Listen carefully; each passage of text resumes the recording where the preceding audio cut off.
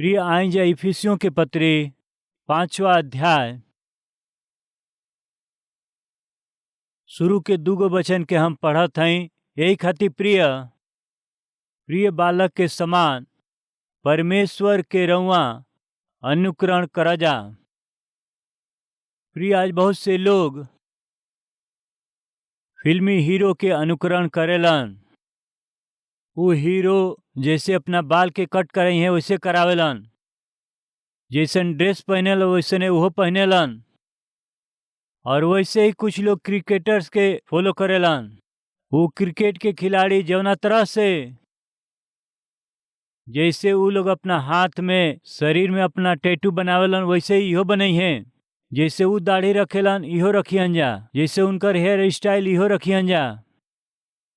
सामान्यतः इस संसार में हर एक व्यक्ति के कुछ रुचि रहेला, कुछ रुचि होखेला, कुछ लोगन के पसंद करेलन और कुछ तरह के ड्रेस पसंद करेलन और रंग पसंद करेलन। यही से उनकर अनुकरण कईल पसंद करेलन। एगो स्पोर्ट्समैन एगो खेल के खिलाड़ी के अनुकरण कैला के कोशिश करेलन।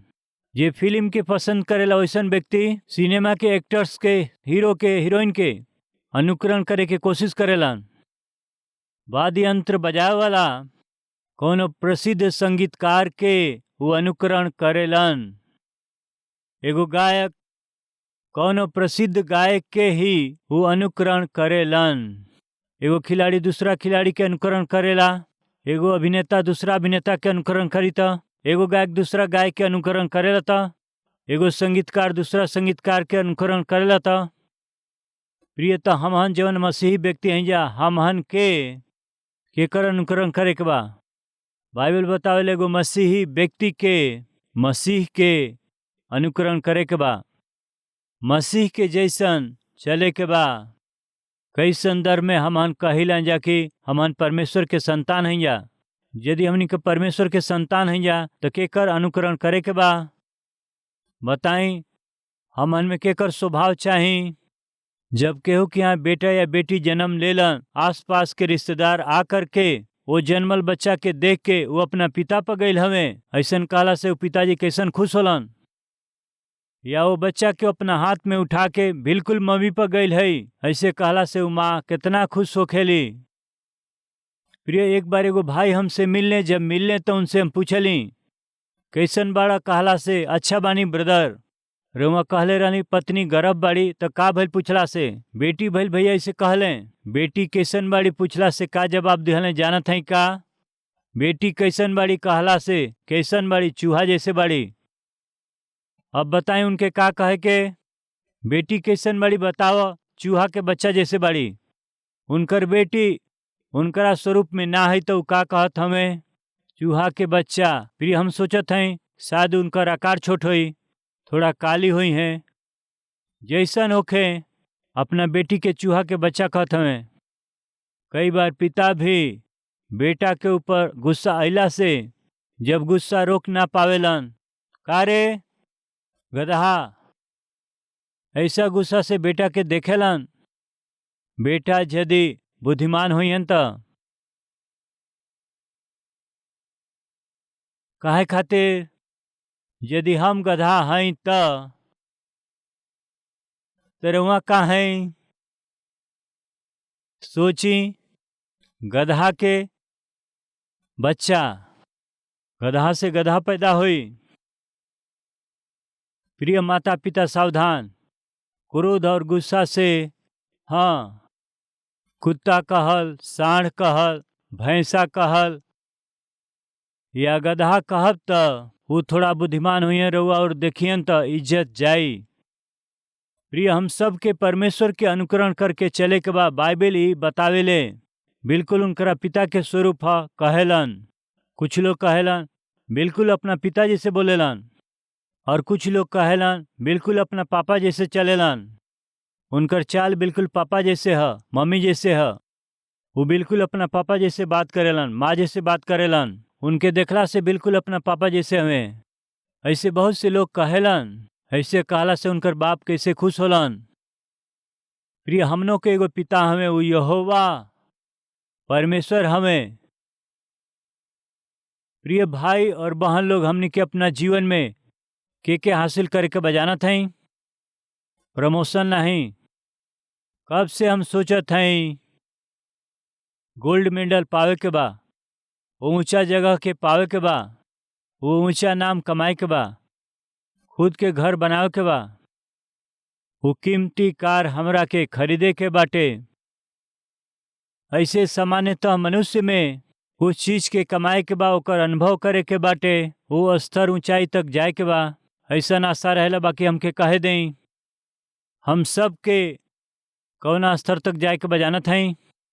हमन के प्रभु यीशु मसीह हमें यही से प्रभु के जीवन के स्तर तक हमहन पहुँची जा, यह परमेश्वर हमहन से चाहे लन। रउआ के देखे वाला लोग कहियो न कहियो रउआ से कहे उनमें मसीह दिखाई देलन। ये बहन में मसीह के हम देखिला, उनकरा बात कैला के व्यवहार या उनकर ढंग, उनकर प्रेम कैला के स्वभाव या उनकर नम्रता, उनकर बातचीत या क्षमा कैला के गुण, भलाई कैला के गुण या दान कैल या सहायता कैल, ये सब देखला से मसीह के देखला जैसे लागेला। ऐसे हम सब के देख करके केहू कह पावे तो एकरा से बढ़ के कोनो उत्तम स्तर दूसरा ना हुए। प्रिय प्रभु के दास जोशुआ, दानियल जी, एलियफ के जे स्थापित कैले रहे, वो अपना जीवन में हमेशा एगो बात के कहत रहले, कहवे जानत हैं कम से कम एक दिन हम यीशु के जैसे जियब, ये आशा करत हैं। यानी अर्थ का है, यीशु जैसे जियल आसान ना है। कम से कम एक दिन, असल में यीशु कैसे जियले धरती पर, कम से कम एक दिन जी तो कितना अच्छा हुई। बाइबल कहले तू परमेश्वर के संतान हो, यही खातिर तोहरा में परमेश्वर के स्वरूप दिखाई देवे के बा। ऐसे प्रभु के अनुकरण करके चली। प्रिय प्रेरित पौलुस एगो बात कहले, अब भी हमके आश्चर्य होला। का कहले जानत हैं, जैसे हम मसीह के जैसे चाल चलीला वैसे ही तोहन लोग मसीह के चाल चल जा, ऐसे कहले। प्रिय कितना अद्भुत बा। प्रेरित पौलुस कहला हम मसीह के जैसे चाल चलत हैं। देखे के आई पहला कुरिन्थियों 11 अध्याय पहला वचन, हम मसीह के जैसे चाल चलीला। अद्भुत बात बा, यानी संभव बा। मसीह के जैसन चाल चलल, मसीह के अनुसरण कैल संभव बा। संभव बा कैसे कह सकिला? पौलुस कहत हमें हम मसीह के जैसन चाल चलत हैं। प्रिय हमहन के मसीह के जैसे चाल चले के बात, मसीह के स्वरूप हमहन में आवे के बात। प्रेरित पौलुस कहलन जैसे हम मसीह के चाल चलिना वैसे ही तोहन लोग मसीह के चाल चला। यानी अर्थ जानत हैं, प्रेरित पौलुस मसीह के जैसे अनुकरण कैले, यीशु और मसीह के एक ही स्वरूप होके ऐसे पौलुस जियले। कितना अद्भुत बा प्रिय। ऐसे पौलुस कहते हैं गलतियों के पत्री में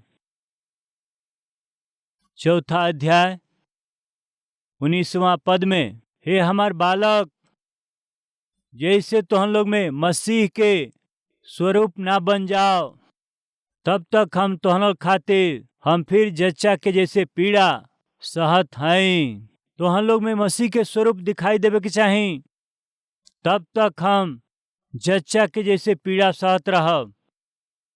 पौलुस गलातियों की कलीसिया में रहे वाला विश्वासीन से कहत हमें तो हम लोग में मसीह के रूप आवे के बा, तो हम लोग में मसीह दिखाई दे, मसीह के रूप आवे के चाही। हम चलत हैं। प्रिय इनडायरेक्ट पौलुस का कहत हमें मसीह के स्वरूप कैसन रहल और मसीह के रूप कैसन रहे नेखन जानत, तो वहाँ से कहत हैं मसीह हमरा जैसे रहले। यदि मसीह के जैसे तोके चले ना आवेला तो हमके देख के हमरा जैसे चाल चला, काहे कि हम मसीह के जैसे चाल चलत हैं। प्रिय पौलुस अपना मसीही वचन से कहत हमें जैसे हम मसीह के चाल चलत हैं वैसे ही तो हम लोग मसीह के चाल चला। हमरा जैसे चला काफी बा। प्रिय फिर से कहत हैं हम कलवरी टेम्पल कलीसिया के रखवाला हैं। दूगो बेटन के बाप हई। हम अपना जीवन में अपना बेटन के संपत्ति कोनो दे सकीला त ई देखी ये बात के हमहू कह पाई। कहा जानत हई जैसे हम मसीह के चाल चलीला वैसे तुम लोग हमरा जैसे चाल चला, ऐसे हम कह पाई। ये हमारा ओर से उनके उपहार है। पिता लोग माता लोग रहुआ अपना बच्चन से कह सकीला का हम मसीह के जैसे चाल चलत हई, हम मसीह के समान जियत हई, हमरा में मसीह के मन हवे, मसीह के क्षमा कैला के मन, मसीह के प्रेम कैला के गुण, उदारता और दीनता हमरा में बा। तोहन लोग के ऐसने जिए के बा। मसीह कैसन हवा नहीं जाना त हमके देख के सीख। हर एक पिता और हर एक माँ बचन से कहिया तक कितना अच्छा हुई। एकरा से बढ़ के धन्यता और सौभाग्य का हो सकेला। प्रिय एगो व्यक्ति के चेहरा बहुत बेकार रहे, देखला में डरावना, देखे के मन ना करेला, बहुत ही बिगड़ल, बहुत ही बेकार है। गांव में सब हंसत हवे, सब ठट्ठा करत हवे, सोच के ऊ रही ना पौले, पढ़ाई करे शहर में आ गए। शहर में भी उनकर लोग ठट्ठा करी हैं और हंसी उड़ाई हैं, इस सोच करके घृणा करी हैं, नफरत करी हैं, इस सोच करके केहू के मालूम ना होके वो अपना चेहरा में एगो मास्क पहन लिहले। जब ये मास्क के पहन ले, अंदर में जौन चेहरा बा जौन बेकार रहे वो दिखाई ना देत रहे, खाली मास्क ही दिखाई देत रहे। तो लोग कहे लगलन बड़ा सुंदर बाड़े, बड़ा सुंदर बाड़े। ये बीच में वो लड़का के सुंदरता देख के एगो लड़की प्रेम करे लगल। वो लड़की ये लड़का से प्रेम करते रहे, कहत रहे हम तोरा से बहुत प्यार करीला, प्यार करीला, हमके तू ही चाहब, कहत रहली। कुछ लोगन के ऐसने पागलपन होला, वो मना कैला पर भी, ना कहला पर भी हम तो से प्रेम करीला, तू ही चाहब, तू ही चाहब। कुछ लड़की और आगे है, वो लड़का चाहे गरीब होखे, अनपढ़ होखे, गंवार होखे, चाहे कितनो दुष्ट काहे न होखे, सगरी दुनिया खातिर बुरा हुए, बाकी इनकरा खातिर भगवान हुए। सच है प्रिय। सगरी सहेली लोग कहेली ई का रे, तू प्यार कैली तो ऐसने लड़का से प्यार कैली, ई पापी है, दुष्ट है, बदमाश है कहला से। वो कहली हमरा आंख से उनके देखा, का हो तोहरा आंख से देखला से दुष्ट अच्छा हो जाई का। बाकी जवना दिन वो दुष्ट के असली चेहरा प्रकट हुई, बस इनका रोवल और धोवल।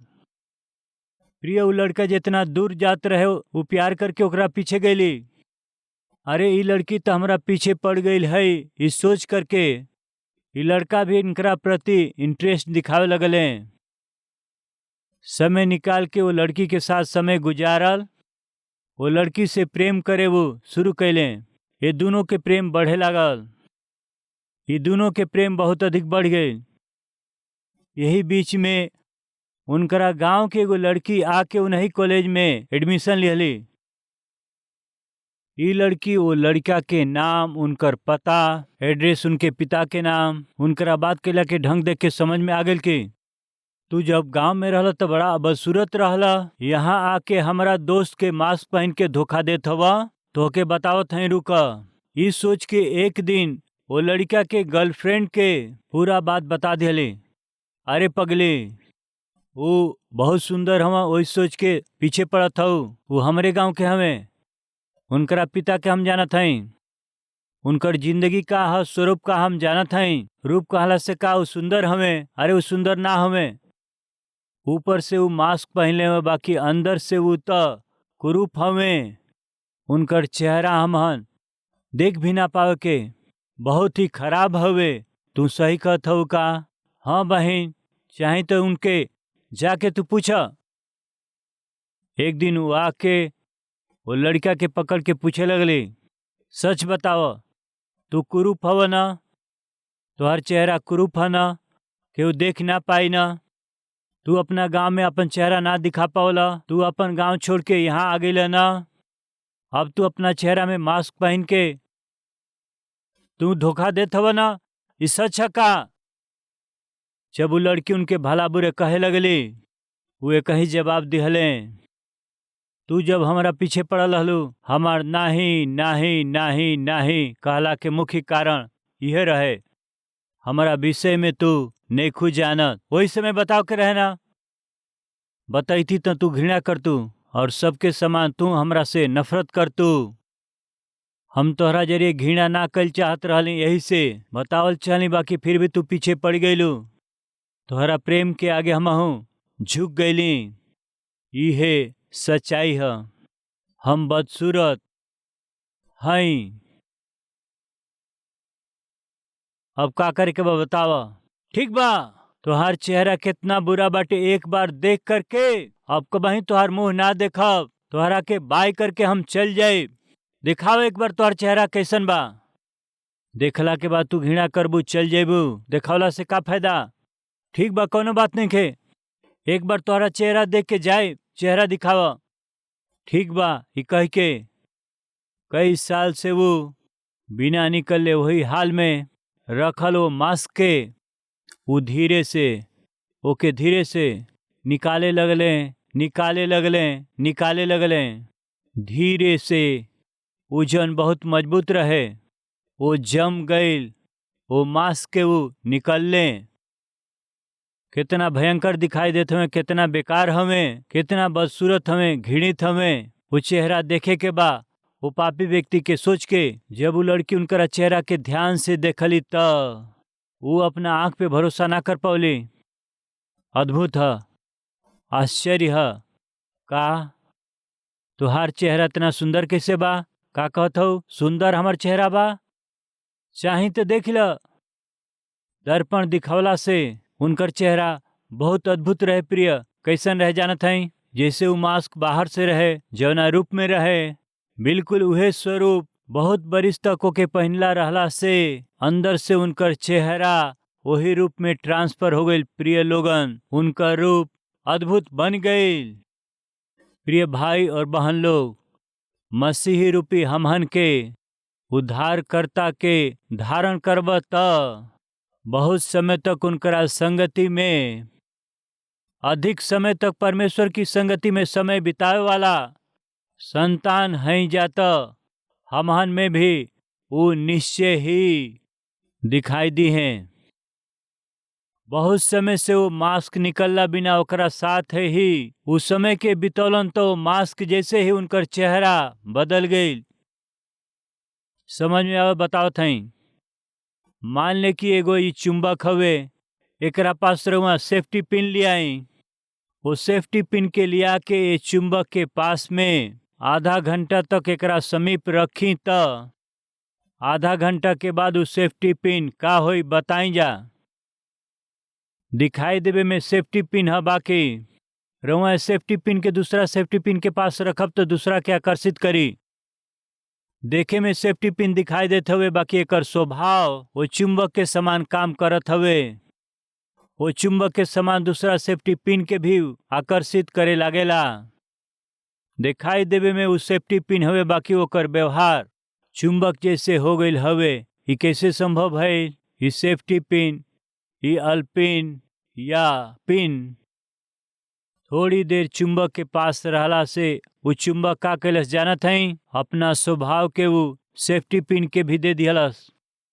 प्रिय रहुआ और हम परमेश्वर पिता के साथ में समय यदि बितावे के त वो पवित्र परमेश्वर के पवित्रता हमहन में भी प्रवेश कर जाई। प्रिय एगो बात ध्यान दें, का हमहन पवित्र हैं? ना। का हम मसीह के समान हैं? ना। बाकी मसीह के साथ समय बितावला के जरिए, मसीह के साथ लिपटे रहला के जरिए, लगातार संगति में प्रभु से लिपटल रहला से हमन के जीवन में का होखेला? प्रिय मसीह के आत्मा के फल हमनी के जीवन से दिखाई देवेला। प्रेम, आनंद, शांति, धीरज, कृपा, भलाई, विश्वास, नम्रता और संयम, ये अद्भुत आत्मा के फल हमहन में से धीरे से दिखाई शुरू करेला। कहाँ जानत हई? हमहन मसीह के धारण कैली। यही से प्रेरित पौलुस कहलन, हम मसीह के जैसे चाल चलीला, तू हमरा जैसे चाल चला। इफिसियों की पत्री में प्रेरित पौलुस कहत हमें, तो हम लोग परमेश्वर के संतान हवा। यही से परमेश्वर के अनुकरण करा जा।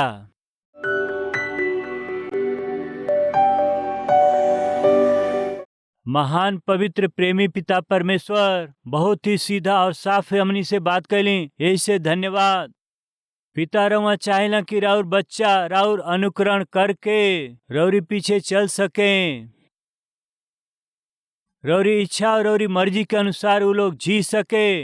इस समय हमारा साथे प्रार्थना करे वाला हर जन के सहायता करी। प्रिय रौरी समान हमहन के जीवन जिए के बाटे। रउआ जैसे बात करे के बा, रउआ जैसे प्रेम करे के बा, रउआ जैसे क्षमा करे के बा, रउआ जैसे सहे के बाटे, रउआ जैसे मदद करे के बा, रौरी जैसे ही व्यवहार होके के बा, ऐसन जीवन हमनी के देई। और वैसे ही पिता ये समय प्रार्थना करे वाला हर एक जना पर तरस खाई, वचन के अनुसार जिए के अनुग्रह कर दें। ज्योति के संतान बन के जी सके सौभाग्य दें, अनुग्रह दें। यीशु के नाम से मांगत हैं पिताजी, आमीन।